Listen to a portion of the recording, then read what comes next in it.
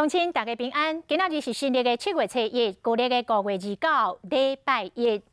今仔日是澎湖的马笨海胆开放采收的头一天，因为今年环保稽查小组强力来执法，用空拍机取缔事先共偷采的民众，所以第一天的产量比去年较侪。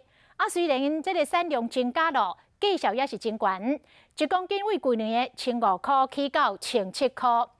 但是，伫个欢喜丰收的同时，却来发生着不幸的意外。有一个75岁太太，因为采收海胆无小心，渡水死亡。伫边角顶面铺一个娘仔粿刷来主角来啊！这个海胆甲铺起哩，敢若用看就强要互人流嘴烂，想要享受这款的好滋味，即马当着时。乌搭摆顶面拢是马粪海胆，真无简单带着采收的开放日，真侪人赶紧去捡。主要是要给大家吃的啦，不是拿来专卖酒。除了家己食，当然有更较侪生意人是准备要卖。大家驾驶将这海胆洗好清气，量是坐甲手拢无度停。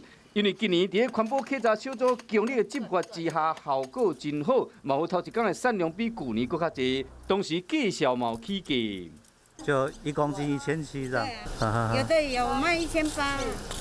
比去年1,500块贵200块，不过开放的头一天嘛发生遗憾的代志。白沙后寮一个75岁姓本的老太太，一个人去捡海胆不停煞渡水身亡。